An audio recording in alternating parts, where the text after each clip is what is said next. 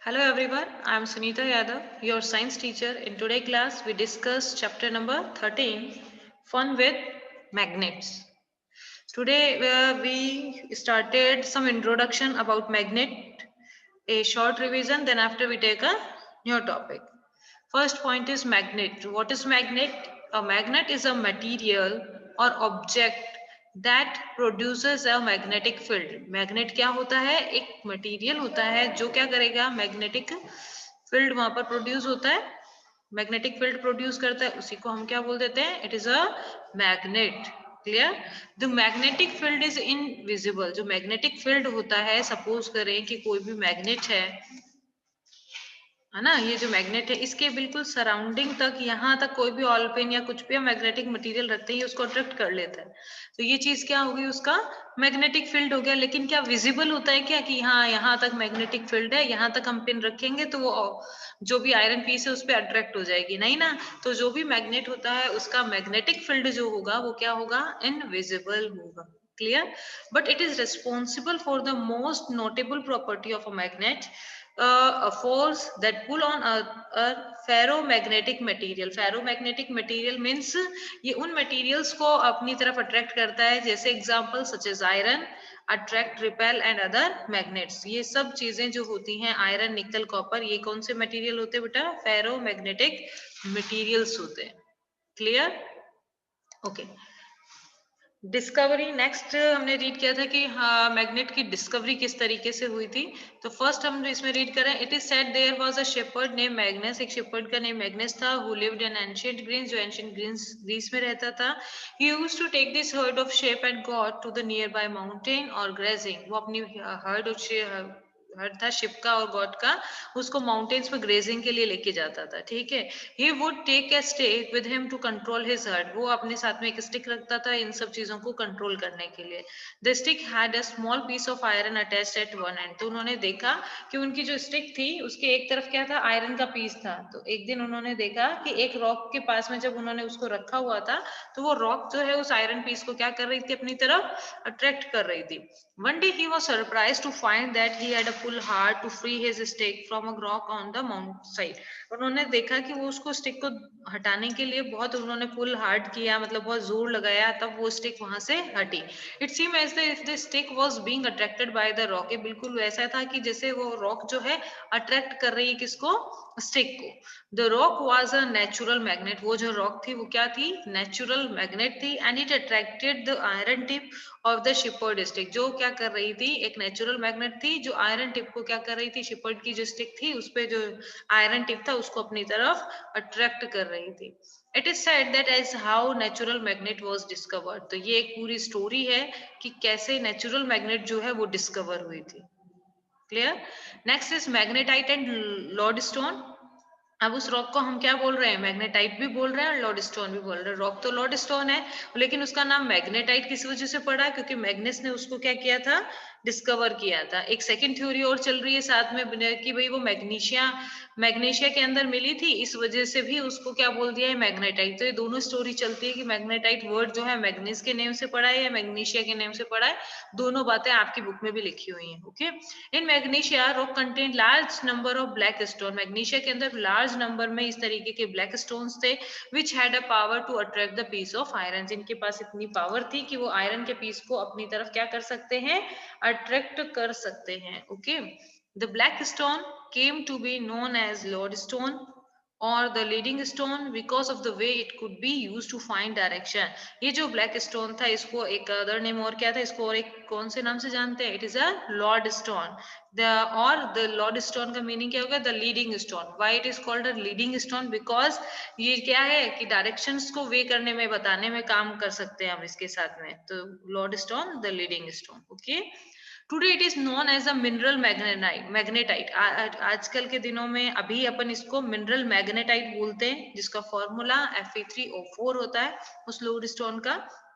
And is found in many countries.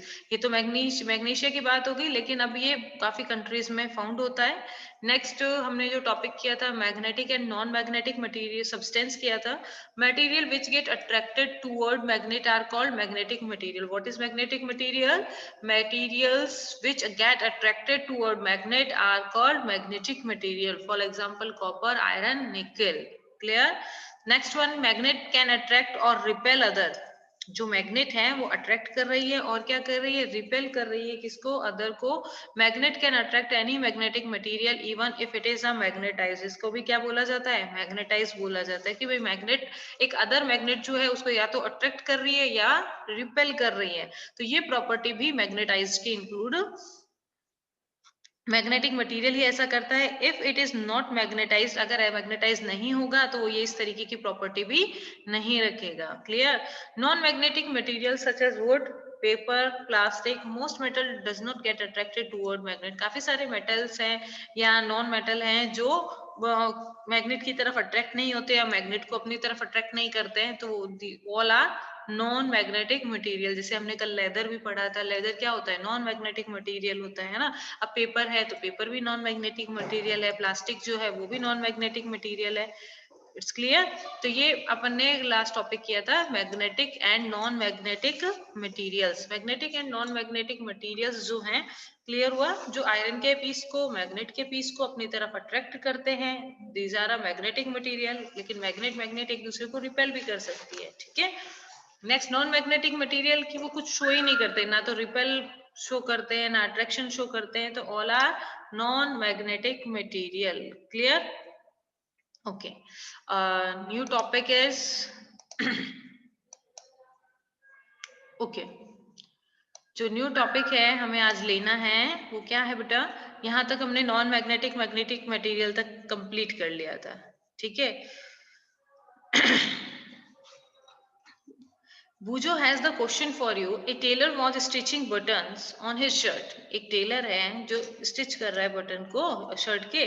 The needle had slipped from his hand. Needle जो है उनके हाथ से क्या हो गई है? फिसल गई है या गिर गई है। ठीक है ना? फ्लोर पे। Can you help the tailor to find the needle? तो क्या आप टेलर की हेल्प कर सकते हो फाइंड करने के लिए? यस। क्यों? निडल किसकी बनी होती है बेटा? आयरन ऑब्जेक्ट है ना, मैग्नेटिक मटेरियल है, तो उसको हम किससे इजीली सर्च कर सकते हैं? मैग्नेट की हेल्प से इजीली सर्च कर सकते हैं ना।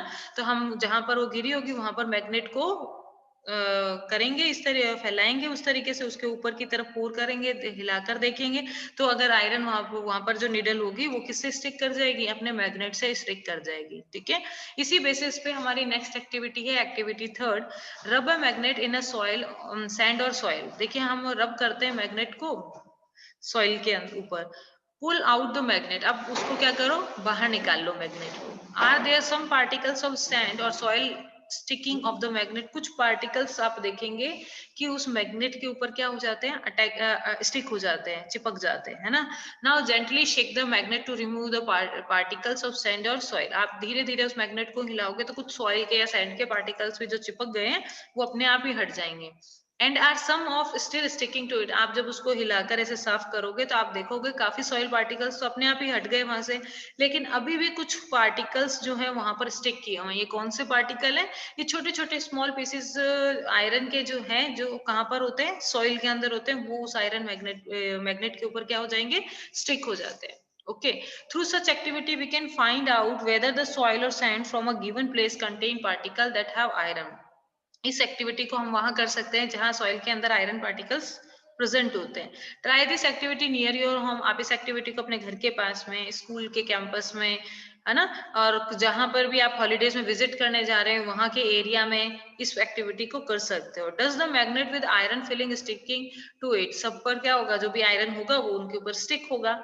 Look like any one of those shown in figure 13.6, जैसा कि 13.6 में इस पिक्चर में दिखाया हुआ है। सपोज इन्होंने 3 जगह के नाम लिए। फर्स्ट आपके हाउस के आसपास, सेकंड इन्होंने कहा कि स्कूल कैंपस में, थर्ड कि आप कभी भी कहीं हॉलीडेज के लिए जाते हो तो उस जगह पर।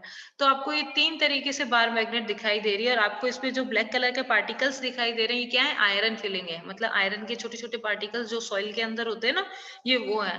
तो क्या आप इन तीनों पिक्चर्स का कंपैरिजन करके बता सकते हो कि कहाँ की सॉइल में आयरन पार्टिकल्स ज्यादा हैं? तो ए क्या था? हाउस वाला था। तो ए क्या है? हाउस होम के आसपास की जो भी सॉइल है उसमें क्या है? आयरन पार्टिकल्स ज्यादा हैं। कम फिर उसके बाद में स्कूल कैंपस में है, देन आफ्टर जहां पर भी आप विजिट करने जा रहे हैं वहां पर तो बहुत रेयर ही है, A1 and 2 particles he iron है, तो सबसे कम आयरन पार्टिकल उस सॉइल के अंदर है। ऐसा नहीं है कि घर के पास वाली सॉइल के अंदर ही आयरन पार्टिकल्स ज्यादा होते हैं, ये प्रैक्टिकल नहीं है। प्रैक्टिकल क्या है कि हम मैग्नेट की हेल्प से अलग अलग जगह पर जाकर सर्च कर सकते हैं कितने मैग्नेटिक कितने आयरन पार्टिकल्स जो है उस पर अटैच हुए, तो हम दोनों जगह के सॉइल का कंपैरिजन कर सकते हैं कि उस वहां पर आयरन पार्टिकल्स ज्यादा है, इधर आयरन पार्टिकल्स कम है। क्लियर? इसी तरीके से आप कहीं और दूसरी जगह का भी कोई भी लोकेशन, आपकी कॉलोनी हो सकती है, टाउन हो सकता है, सिटी हो सकती है, विलेज, वहां का नाम लिखिए और वहां की सॉइल के अंदर जितना भी मैग्नेटिक मटेरियल आपको मिलता है कि भी बहुत ज्यादा मिलता है तो मैनी, थोड़ा कम मिलता है तो वेरी फ्यू और कुछ भी नहीं मिलता है तो नन लिखकर उसके आगे इस टेबल को फिल कर सकते हो। If you fill this table and send it to Paheli and Bujo, आप इस टेबल को फिल करें। They can compare the amount of iron filling found in soil from different part of the country. They can share this information with you. आपकी ये जो भी information है आप आपस में देखिए कि कौन सी जगह पर आयरन फिलिंग क्या होती है, ज्यादा प्रेजेंट होती है। Okay, next point is poles of magnet. देखिए हम तो कब से ये मैग्नेट की जब भी बात कर रहे हैं तब से अपन ने रीड किया कि इसके एक तो नॉर्थ पोल होता है और एक साउथ पोल होता है, तो दो टू पोल्स होते हैं। तो पोल्स क्या, हमें कैसे पता पड़ा कि इसके टू पोल्स होते हैं? ठीक है, और कैसे इनका एन और एस नेम पड़ा, north pole and south pole name पड़ा, वो सब चीजें देखते हैं। ठीक है, we observe the iron filing sting of a magnet rubbed in a soil. जब हम रब कर रहे हैं सॉइल के अंदर तो आयरन फिलिंग सारी की सारी क्या हो रही है? स्टिक हो रही है किसके ऊपर? मैग्नेट पे। देखिए आप इस ए पिक्चर को देखो, इस वाली को, इसमें जो आयरन फिलिंग है पूरी मैग्नेट पर है या सिर्फ कॉर्नर्स पे है? तो आप पिक्चर में क्या देख रहे हो? सिर्फ कॉर्नर्स पे आयरन फिलिंग अटैच हुई है। सेकंड पिक्चर में भी सेम देख लेते हैं, जहां पर फ्यू आयरन फिलिंग है वो भी सिर्फ कॉर्नर्स पे, और जहां पर ज्यादा है वो भी सिर्फ कॉर्नर्स पे अटैच है। ठीक है, अब 13.7 वाली पिक्चर देखिए, इसमें तो कितनी सारी आयरन फिलिंग है लेकिन फिर भी मोस्टली आयरन फिलिंग जो है वो कहां पर अटैच है बेटा? कॉर्नर्स पे अटैच है। Clear? Okay, we observed that iron filling stick to a magnet rubbed in a soil. Did you observe anything special about the way they stick of the magnet? जब हमने magnet को soil में किया तो एक तो चीज हमने ये ऑब्जर्व करी कि हाँ कुछ मैग्नेटिक मटेरियल है, सपोज आयरन है, कॉपर है, निकल है, मेन आयरन फिलिंग ही होती है, वो स्टिक हो गई है मैग्नेट पे। सेकंड चीज हमें क्या ऑब्जर्व करनी है कि वो कौन से पार्ट पे स्टिक हो रही है ज्यादा, है ना? तो एक्टिविटी 4 में करते हैं हम क्या करते हैं, एक पेपर के ऊपर कुछ आयरन फिलिंग्स को स्प्रेड कर देते हैं। ठीक है, जब हम उनको पेपर पे आयरन फिलिंग को स्प्रेड करते हैं, नाउ प्लेस अ बार मैग्नेट। बार मैग्नेट कौन सा था? जो रेक्टेंगल वाला मैग्नेट था ना, look at this picture, this one. Okay, तो बार मैग्नेट लिया और उस शीट के बिल्कुल सेंटर में रख दिया। Okay, what do you observe? आपने क्या ऑब्जर्व किया? Do the iron filing stick all over the magnet. ये जितनी भी आयरन फिलिंग थी वो पूरी मैग्नेट के ऊपर क्या हो गई? स्टिक हो गई। Do you observe that more iron filing get attracted to some parts of the magnet than others? आप क्या ऑब्जर्व कर रहे हो यहाँ पर? कुछ आपने ऑब्जर्व किया कि जितनी भी आयरन फीलिंग थी वो कौन से पार्ट पर अट्रैक्ट हुई? पूरी पे हुई या किसी एक पार्ट पर ज्यादा हुई? तो जब हम ये प्रैक्टिकल करते हैं तो हम देखते हैं कि remove the iron filing sticking to the magnet and repeat the activity. हम एक बार वापस से इस सारी आयरन फिलिंग को स्प्रेड करते हैं, वापस से एक्टिविटी को यही करते हैं और वापस ऑब्जर्व करते हैं, तो वापस देखते हैं कि ये सेम रिजल्ट हमें मिलता है। Do you observe any change in the pattern? क्या आपको कोई चेंज दिखा पैटर्न में? No. Which the iron filing get attracted by different part of the magnet? क्या आपने जब सेकेंड टाइम इसी प्रैक्टिकल को किया तो जो आयरन फिलिंग थी कि मैग्नेट के किसी और पार्ट पे जाके अटैच हुई? नो, वो हमेशा कौन से पार्ट पे?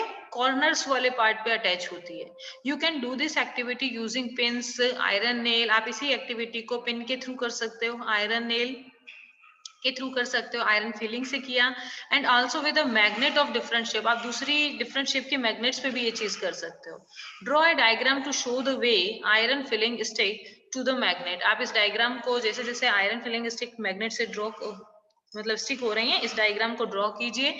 Is your diagram similar to that shown? क्योंकि हम पहले वाली पिक्चर को तो भूल जाते हैं, तो आप क्या करें, एक बार आयरन फिलिंग से किया देन डायग्राम ड्रॉ करें, पिन से किया देन डायग्राम ड्रॉ करें, है ना, आयरन नेल से करें देन डायग्राम ड्रॉ करें, तो तीनों को आप मैच करोगे तो we find the iron filing attracted more toward the region close to ends bar magnet. Poles of the magnet are said to be near these ends. Try to bring few magnet of different shape to the classroom. Check your location of the poles on these magnet using iron filling.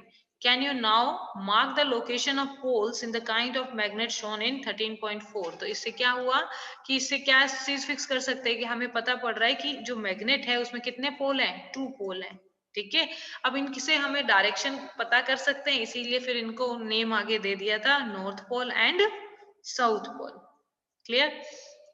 अब यहाँ पर पहेली क्या कह रही है, पहेली has this puzzle for you, you are given 2 identical bar which look as if they might be made of iron. दोनों बार इस तरीके से हैं कि वो आयरन से बने हुए हैं। One of them is magnet while the other is similar iron bar. How will you find out which one is a magnet? देखिए इन्होंने कितनी अच्छी बात करी कि वापस से देखते हैं। देखिए आपको उन्होंने 2 आइडेंटिकल बार दिए जो देखने में बिल्कुल सेम है। दे might be made of iron, एक तो किससे बनी हुई है, आयरन से, और one of them is made of magnet, एक मैग्नेट से बनी हुई है और एक आयरन से बनी हुई है। While the other simple is iron bar. How will you find out which one is magnet? आप कैसे फाइंड आउट करोगे कि दोनों के अंदर से मैग्नेट कौन सा है? ओके तो जो भी एंड पे वो चिपकते हैं, poles of a magnet are said to be near these ends. जो ये कॉर्नर्स होते हैं मैग्नेट के वो क्या होंगे, पोल्स होंगे। Try and bring a few magnet of different shape of the classroom, check the location and the magnet iron filing. ये हो गया, ठीक है। अब इसमें आप कैसे पता करेंगे, जब भी हम इन पे आयरन को ऑब्जेक्ट्स को प्लेस करेंगे और वो कॉर्नर्स पे ही अटैच होता है, अगर ठीक है ना, मैग्नेट के कॉर्नर्स पे ही आयरन फिलिंग अटैच होती है, दैट मीन्स क्या हो गया, वो मैग्नेट है ना। और आयरन बार होगा तो आयरन बार हमें पता पड़ जाएगा, वो तो क्या करेगा, मैग्नेटिक मटेरियल को अपने पर अटैच करेगा और पूरे पे अटैच करेगा। क्लियर? Next finding direction. तो अब हम मैग्नेट का कैसे यूज करते हैं फाइंडिंग डायरेक्शन के अंदर। ओके तो एक magnet were known to be people of ancient time, magnet को बहुत पुराने टाइम पीपल जो है बहुत पुराने टाइम से जानते हैं। Many properties of magnet were also known to them, और वो जो पुराने लोग हैं इसकी काफी सारी प्रॉपर्टीज को जानते थे। You might have read many interesting story about the uses of magnet. आपने बहुत सारी स्टोरीज सुनी होंगी कि जो मैग्नेट के यूजेस के बारे में है। One such story is about an emperor in China named Hongti. ठीक है, तो ये इसके अंदर जो एक एम्परर था, जो चाइना का जो राजा था, उनकी स्टोरी है। It is said that he had a cherished with a statue of a lady that could be rotated in any direction. It had an extended arm. Okay, तो look at this picture. उनके पास में ये पूरी सामान था, उसमें एक lady एक हाथ को इस तरीके से किए हुए थी। ठीक है, अब ये जो डॉल है ना, इसके ऊपर ये किसी भी डायरेक्शन में मूव हो सकती थी। क्लियर है? तो ये इनके पास थी statue of a lady that could rotate in any direction, ये किसी भी डायरेक्शन में मूव हो सकते थे। It had an extended arm as if the showing the way, इसका हमेशा जो ये एक्सटेंडेड आर्म होता था, आप देख रहे हो ना, एक हाथ इसका डायरेक्शन शो कर रहा है, तो हमेशा इसी तरीके से रहता था और रास्ता बताने का काम करता था। The statue had an interesting property, इस स्टेच्यू में एक इंटरेस्टिंग प्रॉपर्टी क्या की थी, it would rest in such a position that it's extended arm always pointed toward south. तो वो हमेशा जो स्टेच्यू थी वो हमेशा उस जगह पर पॉइंटेड करती थी जहां पर साउथ डायरेक्शन थी। तो उनका जो ओपन हैंड था जो डायरेक्शन को बताता था, वो हमेशा कौन सी डायरेक्शन को बताता था, साउथ की डायरेक्शन को बताता था। By looking at the extended arm, जो डॉल की जो ये एक्सटेंडेड आर्म है, उस स्टैचू की जो ये एक्सटेंडेड आर्म थी, the emperor was able to locate direction. तो एम्परर को क्या हेल्प मिल जाती थी, उसको डायरेक्शन पता पड़ जाती थी कि कौन सी डायरेक्शन में साउथ है। When he went to new places on his chariot, जब वो उस पर बैठकर, इस गाड़ी को बोलते बेटा चैरिट, ठीक है, जब इस पे बैठकर कहीं पर भी जाता था तो उनको जो फाइंड करनी होती थी डायरेक्शन, तो ये डॉल उनकी बहुत हेल्प करती थी। Clear? Next point is activity 5. We discuss in next class. Okay.